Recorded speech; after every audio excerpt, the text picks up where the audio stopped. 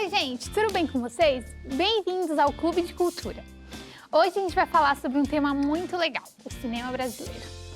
A gente vai passar pelos filmes mais importantes do cinema brasileiro e para entender a história do cinema nacional. O primeiro filme da lista é Limite, de 1931, dirigido por Mário Peixoto. O filme foi eleito pela Abracine o melhor filme brasileiro de todos os tempos. Em um pequeno barco à deriva, duas mulheres e um homem, cansados, param de remar e se conformam com a morte, relembrando as situações de seu passado. O filme retrata a fragilidade da condição humana, a depressão e o impacto da passagem do tempo em nossas vidas. Por esse motivo, o filme gerou uma polêmica gigantesca e só voltou a ser exibido anos depois.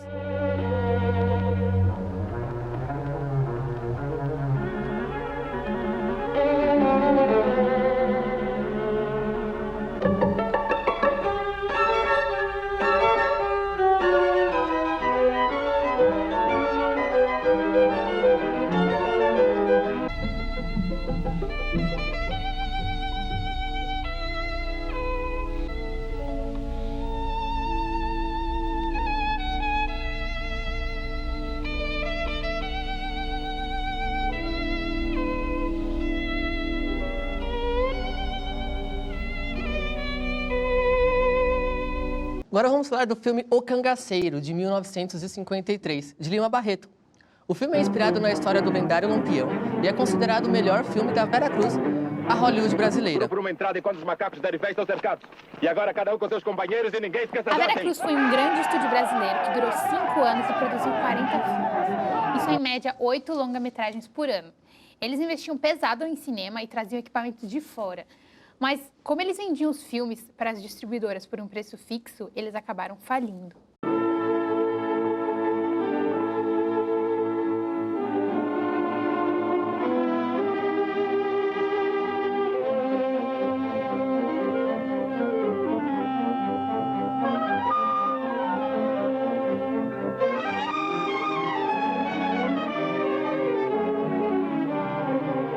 Valeu, minha Nossa Senhora!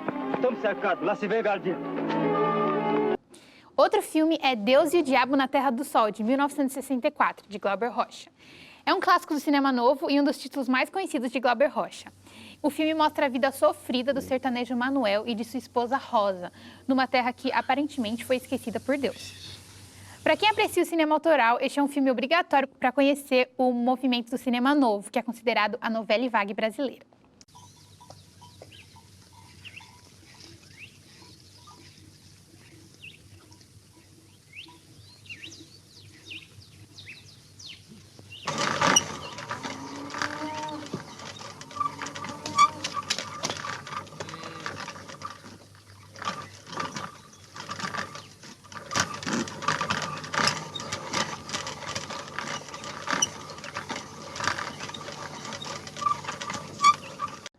Agora a gente vai falar de Vidas Secas, de 1963, de Nelson Pereira dos Santos.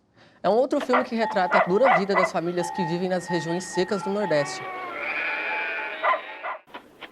É 100 mil pro cabeça. Oxê. Não tá bom, não? Esta é uma belíssima adaptação do romance homônimo de Graciliano Ramos e que também marca o cinema novo. Estilo conhecido por retratar os problemas sociais do Brasil em meados do século XX.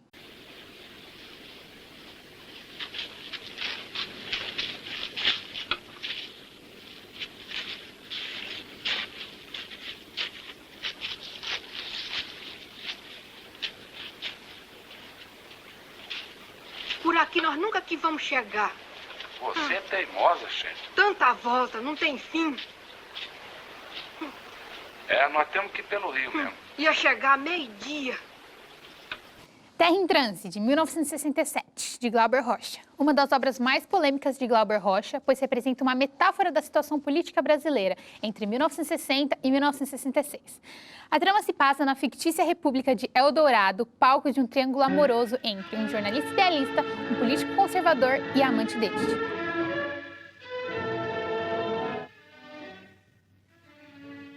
Cada personagem retrata as tendências existentes no país naquela época, principalmente as correntes de esquerda. Por esse motivo, Terra em Transe foi muito mal recebida pelos intelectuais e crítica nacional daquele período.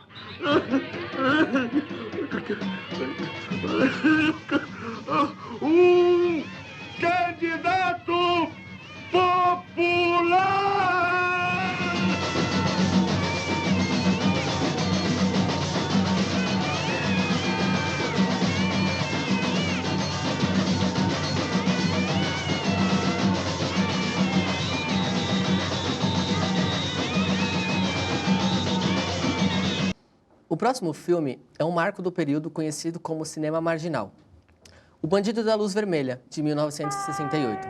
O longa é inspirado na história real de João Acácio Pereira da Costa, apelidado de Bandido da Luz Vermelha pela imprensa na década de 1960, por assaltar casas à noite sempre munido de uma lanterna avermelhada.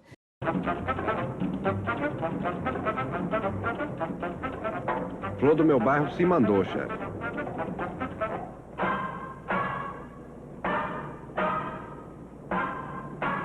No filme, ele entra nas residências, estupra as mulheres e mantém longos diálogos com elas antes de fugir.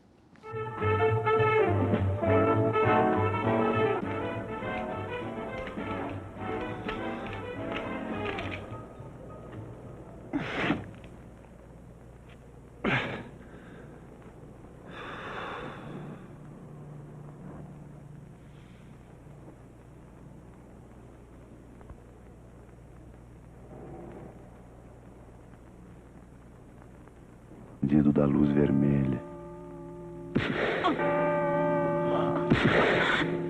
Eles Não Usam Black Tie, de 1981. Otávio é um militante sindical que organiza um movimento grevista para resistir às práticas exploradoras de uma metalúrgica, onde seu filho, Tião, trabalha. Mas com a namorada grávida, Tião resiste à greve para não perder o emprego.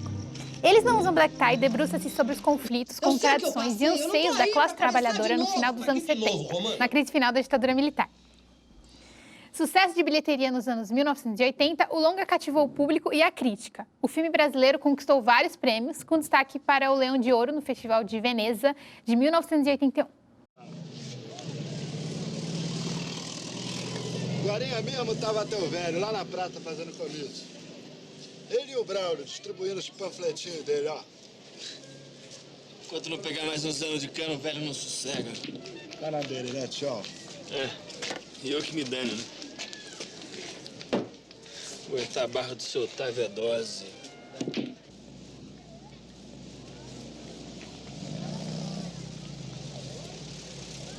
Tudo certo?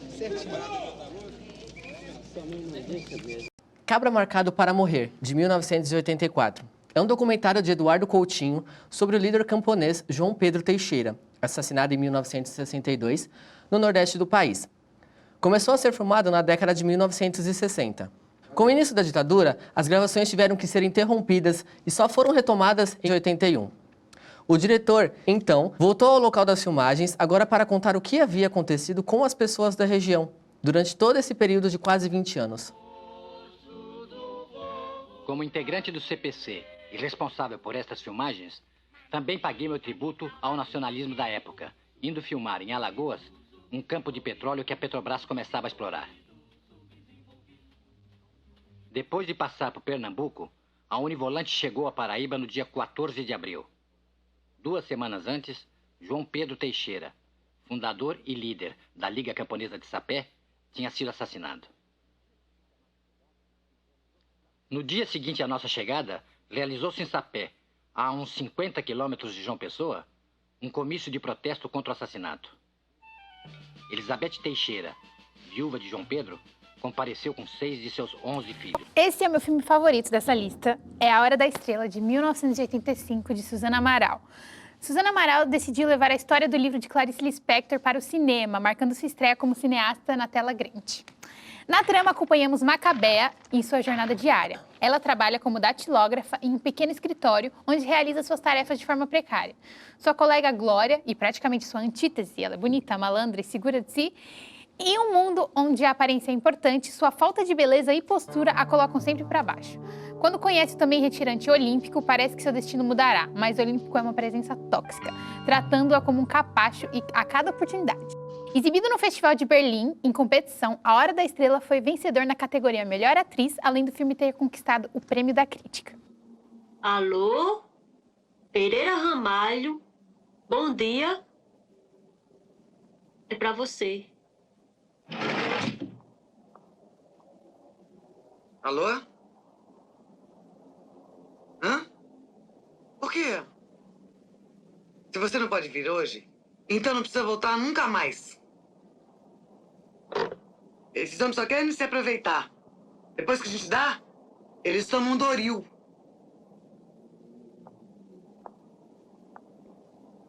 Com esse, então, foi pior. Bastou dar uma bimbadinha e pronto. Pessoal, eu e a Carol vai ficar aqui com o Todinho e daqui a pouquinho a gente volta.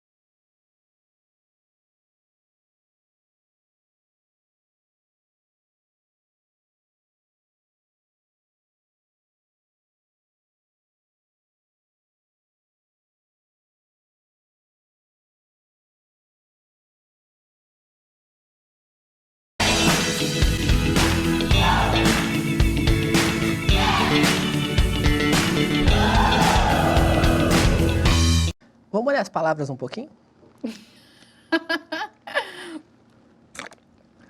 Agora vamos falar sobre Central do Brasil, 1998, de Walter Salles, um dos filmes nacionais mais famosos e respeitados no Brasil e no mundo.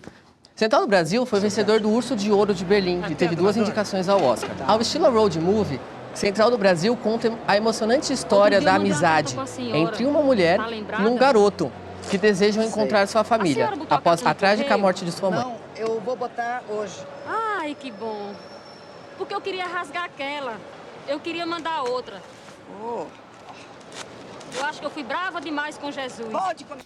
O Alto da Compadecida, de 2000, de Guel Arraes. Baseado na peça teatral O Alto da Compadecida, do romancista brasileiro Ariano Suassuna, de 1955, essa premiada comédia dramática é outro filme que não pode faltar na sua lista de produções nacionais.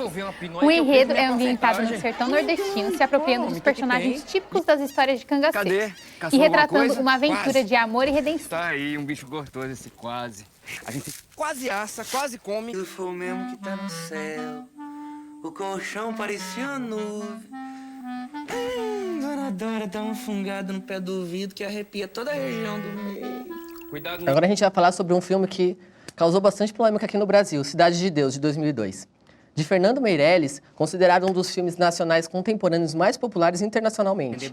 Cidade de Deus é um relato forte sobre a realidade de uma das favelas mais perigosas do Rio de Janeiro.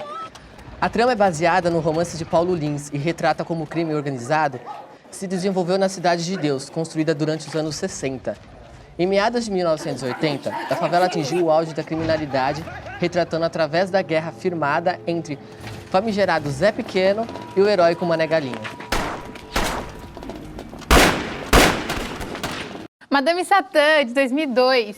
Outro filme nacional que está na lista dos melhores, de acordo com a Abracine. Madame Satã retrata a vida da célebre drag queen João Francisco dos Santos, uma referência da cultura marginal urbana brasileira do século XX.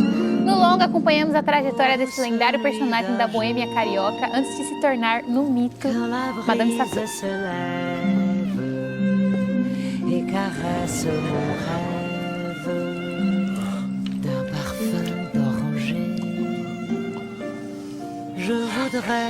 O próximo filme é Carandiru, de 2003, de Hector Babenco. O filme é uma adaptação do livro Estação Carandiru, escrito pelo médico Drauzio Varela, e que mostra um pouco da dura realidade das carcerárias do Brasil.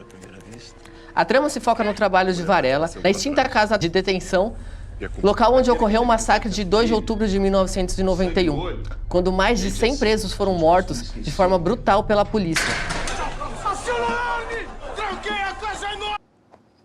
Tropa de Elite, de 2007, de José Padilha. O dia a dia do grupo de policiais e de um capitão do BOPE que quer deixar a corporação e tenta encontrar um substituto para seu posto. Paralelamente, 2 amigos de infância se tornam policiais e se destacam pela honestidade e honra ao realizar suas funções, se indignando com a corrupção existente no batalhão que atua. O filme nacional mais falado, polêmico e visto do ano, antes mesmo de chegar ao cinema.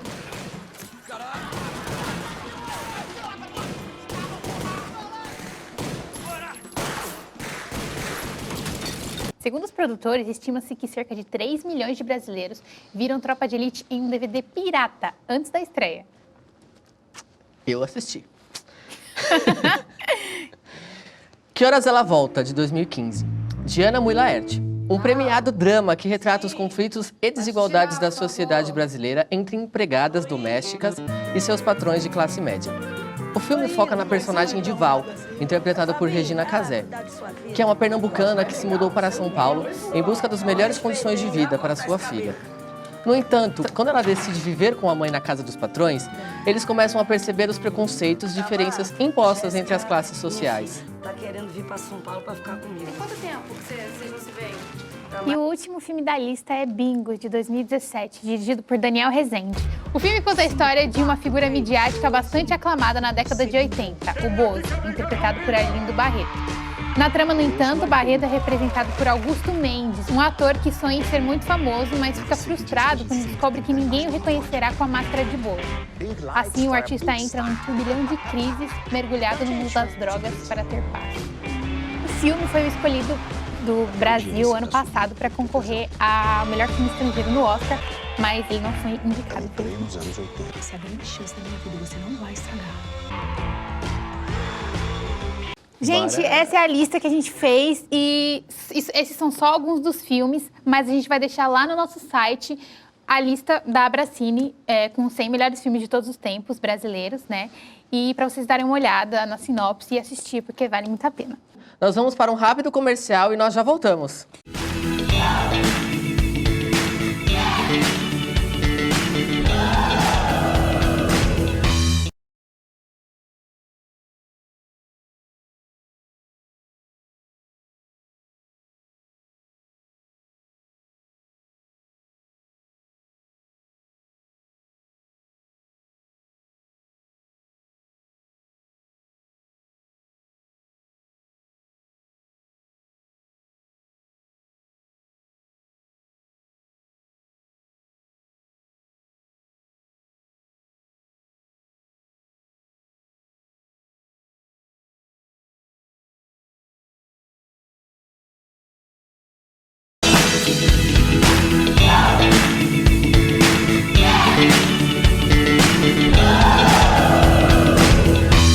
Estamos de volta com o Clube de Cultura. O Guilherme ele fez uma entrevista com Celso Sabadin. Ele é jornalista e crítico de cinema. E ele vai falar um pouco pra gente sobre o cinema brasileiro. Então, roda a entrevista. Hoje conversaremos com o Celso Sabadin, um grande nome dentro do cinema nacional. Além de publicitário, professor, escritor e jornalista, ele também é crítico de cinema desde 1979, produzindo conteúdo especializado tanto para revistas, jornais, rádio e televisão aberta. Além de tudo isso, Sabadin também foi diretor e roteirista do filme Mazzaropi, lançado em 2013. Boa noite, professor. Seja bem-vindo ao Clube de Cultura. Boa noite. Professor, como surgiu sua paixão por cinema e quando foi que você decidiu que queria trabalhar com isso? Eita, nós, faz tempo isso, hein?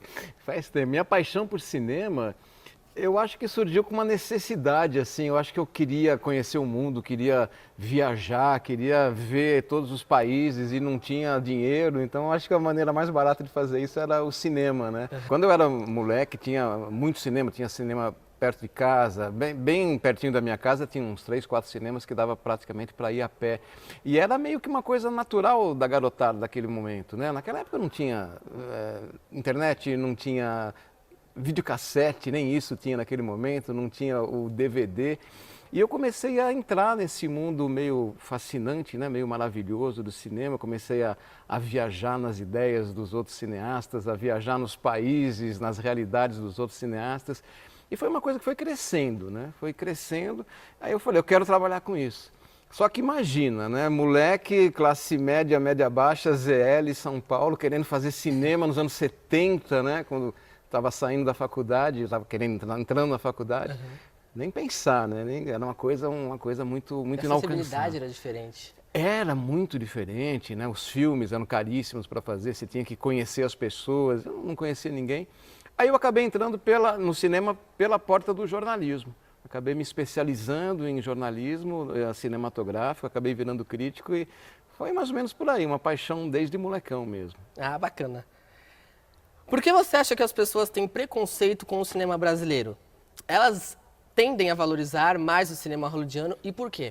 Bom, primeiro porque a gente é colônia cultural dos Estados Unidos, né? Isso não tem como fugir disso, né? A gente é muito influenciado pelo americano, o produto audiovisual americano, ele entra no Brasil sem restrição nenhuma, sem barreira nenhuma, ele invade, não só no Brasil, como no mundo todo. Então a gente desde pequeno é condicionado àquele paladar, né, aquele gosto americano, norte-americano de se fazer cinema. Isso condiciona muito a cabeça da gente. Depois é que teve uma época no cinema brasileiro, que foi aquela época da ditadura militar, que o cinema brasileiro ele chegou meio que no fundo do poço, lá pelos anos 80, quando começou a ter muito filme de sexo explícito, muito filme feito sem a menor condição. E foram uns bons anos de filmes brasileiros de qualidade muito ruim. Não falo nem das porno-chanchadas, que até eram divertidas, mas foi uma segunda fase mais pesada mesmo, né? Então, esses anos de muitos filmes brasileiros ruins, eles criaram na cabeça da população uma ideia de que o cinema brasileiro como um todo era mal feito, que o cinema brasileiro como um todo era ruim, era tosco. E ele era tosco só naquele momento, né? Que você precisa de anos e anos de muitos e muitos filmes bons.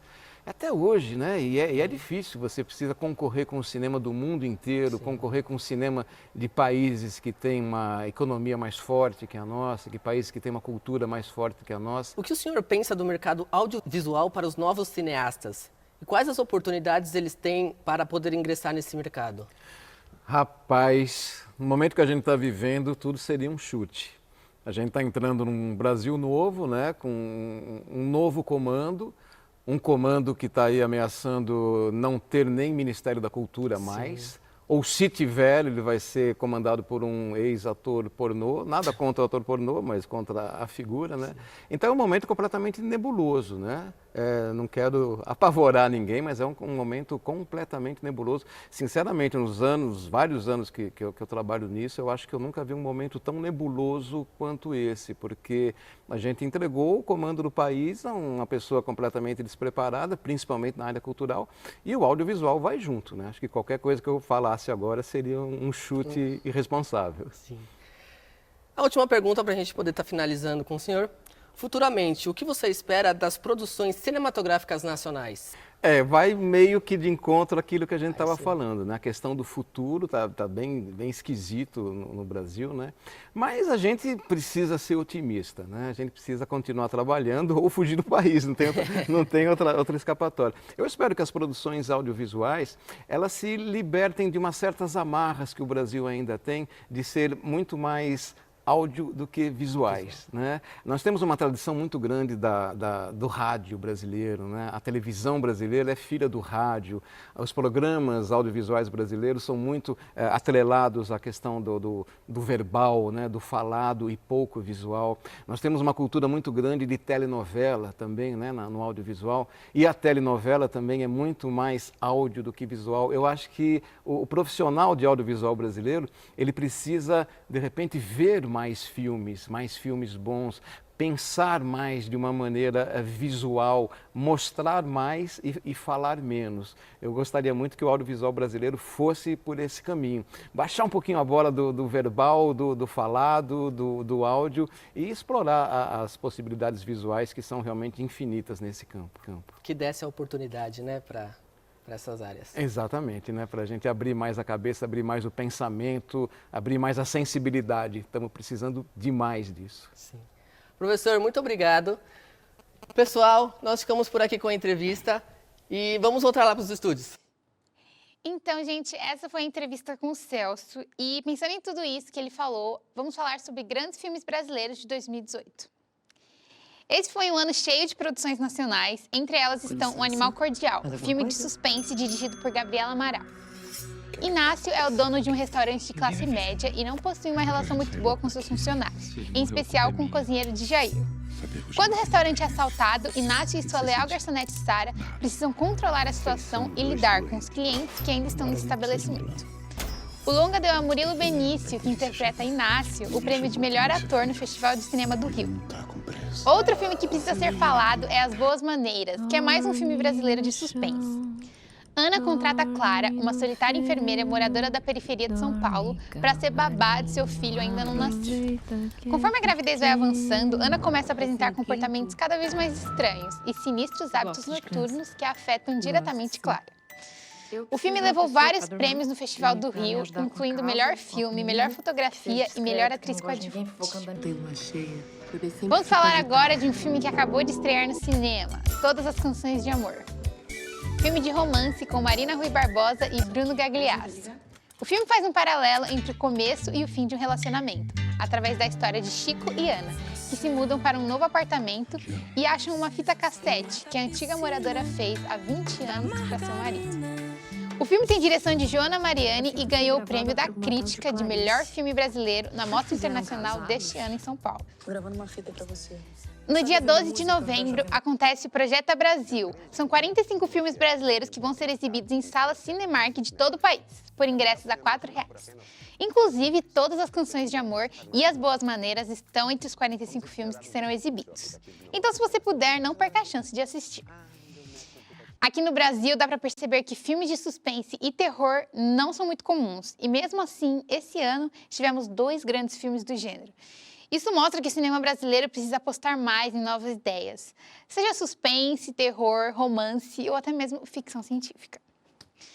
A gente vai ficando por aqui, obrigada pela sua presença. Esse foi o primeiro Clube de Cultura. Acompanhe a gente nas redes sociais para ver os temas dos próximos programas e até a próxima!